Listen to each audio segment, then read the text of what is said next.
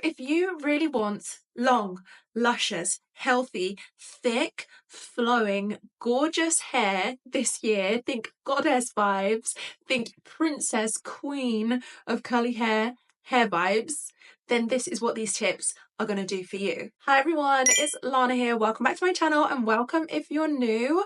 Today, it's resolution time. So today we're going to be talking about the goal of growing your hair as long as possible in 2025. I love resolutions, I love planning, and I also know a lot about growing my hair long. In the past, I have actually grown my hair so long. When I look back at old videos, my hair was like this, curly.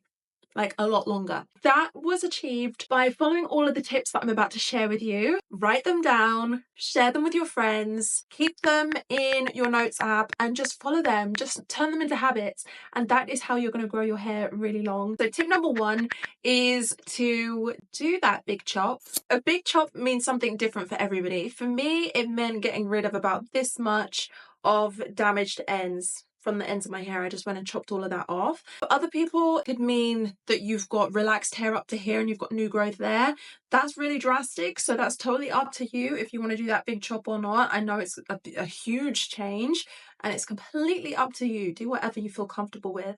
But all I can say is that damaged ends are going to make it hard for you to see your hair growing. So if you can comfortably trim away damaged ends, split ends, just any part of your hair that you can see is not healthy, it's splitting easily, it's breaking off easily, it's dry and it's fragile. If you can cut that off, then do, because all that's going to happen is that's going to keep breaking off and you're going to have a hair growth in mind. You're going to think my hair's this long, I want to grow it here, and you're going to keep growing and growing and growing your hair. You're going to be doing everything right and it's going to keep breaking and you're never going to really see it growing. If you have a split end like this and you don't chop it here where it's healthy, it's just going to keep splitting. It's going to split and it's going to split, and now it's here and it's split, and this used to be healthy but not no more because now it's splitting. So this is why regular trims are important, and this is why a big chop can be really helpful. Number two is going to be no bleach. It's just so bad. Even highlights, even like a little bit of color can make such an impact on your hair. I definitely felt it, and I didn't even use bleach. I had a different formulation put on my hair and it didn't contain bleach, but it still lightened my hair, and that still damaged the integrity of my hair. I'm glad I did it. It's been fun to play with the color. I still have the color now, but I can just see the difference in my healthy hair and the colored hair. It's not the same. It's harder to take care of. It breaks more easily, which takes you back to step one where you're having to trim it. It's just not what you want to do if your goal is hair growth. If your goal for your hair is to grow your hair long, avoid bleach. Number three is to cut down on how much heat you're using. And I feel like I've said this 1,000 times, but it just needs to be said again. And I'm talking about straighteners. I'm talking about even using the hairdryer too hot, or a soft hooded dryer, or hair wraps, any of those things that use heat to style your hair, because they can be so damaging on your hair. And of course, it's your choice. You can do whatever you like with your hair. It's your hair, and that's one of the beauties of curly hair, is that it's so versatile, and you can have it curly and you can have it straight and you can have it wavy and you can do all of these amazing things, and that's totally up to you, and no one's going to judge you for however you decide to style your hair. However, if you do want to grow your hair really long, then it's going to make it really hard to do if you're applying too much heat. I don't think you damage your hair just by doing it once or twice or something like that, but if you're applying intense heat every week, even every day, you're really making it hard for yourself to grow your hair long. But tip number four is to regularly do scalp treatments. So I'm talking about scalp exfoliating, scalp scrubs. So the reason why I've added this to my hair growth tips is because I think we really underestimate how bad scalp buildup can be for hair growth. It can really clog the pores of your scalp, which means that your scalp just isn't able to breathe, and it makes quite an unhealthy environment for your scalp, which makes it quite difficult for for your hair to grow. So if you want to have a really healthy scalp environment, just make sure that it can breathe, make sure it's not clogged. Like a lot of the same as your skin, like if your skin's clogged, you get acne and that sort of thing. So to avoid that, you can use a scrub or a scalp exfoliator. You can use one of those little brushes and it helps to lift up any build up any dead skin off your scalp. Maybe try incorporating that into your curly hair routine, maybe once a week, maybe once every 2 weeks, just whenever you have a bit of extra time for your curly hair routine, try to just exfoliate your scalp. Okay, so the next tip would be to use something on your scalp to help nourish your scalp and hydrate your scalp. Last year I was having a bit of an issue with a really dry scalp and I can't help but feel like it gave me dry hair. So I think if you really want to have hydrated and nourished hair, it makes sense to start on your scalp. So maybe after you've done that exfoliating treatment, once you've finished that routine, finish it up with something nourishing for your scalp. So lately I have been using this one from The Ordinary, and this is their scalp treatment, and this keeps my scalp hydrated and I've really been enjoying using it. Okay, so the next one is to use a moisturizing shampoo. So some of my faves are the Aveda Nutriplenish line. This is very hydrating and this would really be my day-to-day shampoo, something that I would use really often. I wouldn't like to use a clarifying shampoo or even like a cleansing shampoo too often because those tend to be really stripping. They can really dry your hair out, which is absolutely not what you want. You really want your hair to be as hydrated as possible. So yeah, use a hydrating shampoo, a nourishing shampoo. A moisturizing shampoo, that's the word I was looking for. While we're on the topic of shampoo, the next tip is to do a pre-poo treatment. Pre-poo is just a pre-shampooing treatment. It helps to prep your hair for your hair wash, basically. And so for me, the way I do it is just to put an oil through my hair. It can be coconut oil, olive oil, it can be argan oil. Just take your favorite oil, apply that all over your hair, brush it through, gently detangle your hair and let it sit on your hair. You could do this as a hot oil treatment. You can do this however you like. You can leave this overnight. And this has so many benefits for hair growth. Firstly, it's going to protect your hair from water overload when you very first wash your hair. It's also going to protect your hair from the shampoo. If the shampoo is too harsh, it prevents too many tangles from being created while you're shampooing. So when I pre-poo, the oils that I use, they really help me to detangle, and I can detangle really gently, and that's so nice to do before you go into the shower and you go and you can more tangles during the shampooing process and that kind of thing. It's so nice just to get rid of those tangles first in a more gentler way. Tangles are a slippery slope towards breakage, so minimizing them as much as possible is key. The next tip is to use a really high quality leave-in conditioner. And I don't mean a really expensive leave-in conditioner, because let me tell you, I've used really expensive leave-in conditioners that feel like I got them from the pound shop. Like when I say a high quality leave-in conditioner, it's just one that really works, just leaves your hair feeling so hydrated.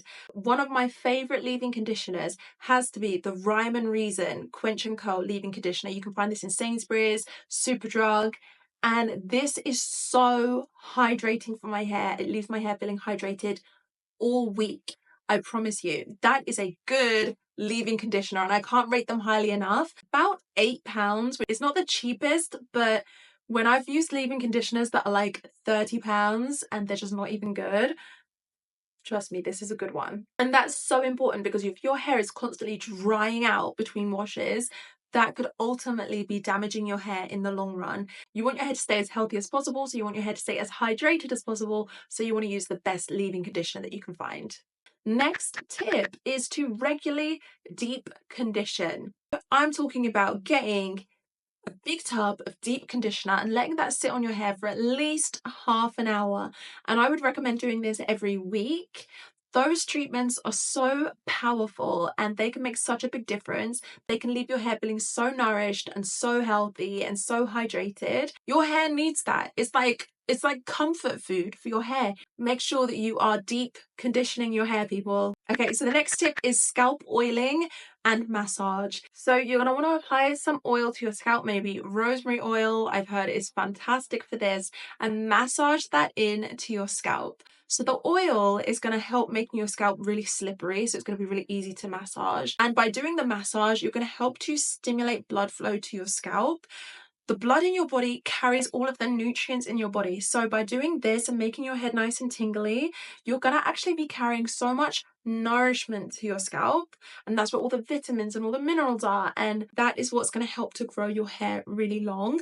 And also that rosemary oil does contain its own benefits, which are really great for the scalp to make the scalp really healthy so that it can grow long hair. So I have been loving to do scalp oiling massages. On the subject of oiling, the next tip would be to oil your hair. You can do this maybe once a week, maybe once a fortnight. Just spend a day with your hair completely oiled up. Drench your hair in your favorite oil, brush it through, and then wrap your hair in a bun or tie it in a braid or something like that and go off about your day. Go and run your errands, go to the gym, do whatever you need to do. But that oil is really going to nourish your hair and it's a great treatment. It leaves your hair super protected for the day. This can really help your hair to stay as healthy as possible. Healthy hair is the key to hair growth, so why not? Next tip, and I can't believe we haven't said this already, next tip is to wear a bonnet to bed. Wear your bonnet to bed. And yes, you could just sleep on a satin pillow. This is satin right here, but that's not enough. When you have oils in your hair and you have all these leave-in conditioners in your hair and things like that, if you were just to sleep on here, then all of that would get onto the pillow and then that would get onto your face and then that would cause acne. That's actually why I have some acne right now. But if you put the bonnet on as well, then your hair is protected and your skin is protected. And this is going to help prevent wrinkles, and this bonnet helps to prevent acne on your face, but it also keeps your hair super soft and protected while you're sleeping. I'm actually going to post my sleep routine in a little while, but just make sure you're wearing your bonnet. It helps so much. A cotton pillowcase is going to dry out your hair. It's going to cause friction. It's going to cause breakage. It's going to cause tangles. And we already said tangles are a slippery road to breakage. Just don't be putting all of your beautiful hair onto a cotton pillowcase. Put it all up into a nice soft satin bonnet where it can be protected. I'm going to leave my satin bonnets linked down below. They're from my website Curlfully. They don't fall off in the night. They're my favorite bonnets ever. I'm going to leave them linked down below. The sun is going down. Lucky me. It's 3 p.m. here in the UK and the sun is going down. So the next tip is to do low tension hairstyles. So when you're styling your hair, don't pull your hair too tight, and don't tie your hair tie too tight either, because that's going to do two things. When you're pulling it too tight, that's literally going to pull your hair out of your scalp. You're going to start seeing traction alopecia. That's a real thing. Traction alopecia is when you're pulling your hair too tight and you start getting baldness around your hairline. And if you're tying your hair tie too tight, then that can literally cause the hair to snap at the place where you've placed the hair tie. Your hair needs to be babied. Curly hair does tend to be more fragile, so you do have to be more gentle with it. Also, use satin hair ties. That should just be a given. Use a satin hair tie whenever you can. Anytime you need to tie your hair up, try to make sure that it's with satin or with silk. Personally, I prefer satin because it's vegan. It's going to be so much more gentle than a normal hair tie. Next is to avoid laying your edges. Obviously, do whatever you like. Style your hair however you like. Oh my gosh, slick backs. When did everyone go crazy and just decide that slick backs was like the main thing that we wanted to do with our hair all the time? We all love slick backs. I do love doing them myself, but honestly, listen, we are all doing slick backs way too often. Slick backs and your edges is causing so much damage to your hair. Honestly, it's causing so much breakage. I don't know what else to say about that. It's causing so much damage. If your goal for this year is maximum hair growth, then you're going to have to do minimum slick backs. And that leads me to my next and final point, is to just give your hair a break. Just don't do too much with it. Just let it be. Sometimes we get so wrapped up as curly girls, we think it has to be the most defined, or we think it has to look a certain way and we have to tame it this way and we have to tame it that way. And we don't. We can just do our deep conditioning, we can just do our oiling, and we can just let our hair be how it is. Maybe making that your every other routine, or doing that once a month, or just letting your hair just be in its most natural state. As long as it's nourished and it has leave-in conditioner on it and you're not letting it dry out or anything like that, that is going to be so beneficial for you and your hair growth journey. Let it out, embrace the frizz if you have any. and your hair's gonna thank you for that. This video is the first in my January hair growth series, so for the next few weeks of January, every video that I post is gonna be about hair growth. If you wanna see that, make sure that you're subscribed, turn on your notifications. Also get me on Instagram and TikTok where I'll be talking about this more. And after that, let me know what else you would like to see. If there's anything else you want to see, just let me know in the comment section down below. If you've made it this far, right to the end of the video, just drop a little heart in the comment section.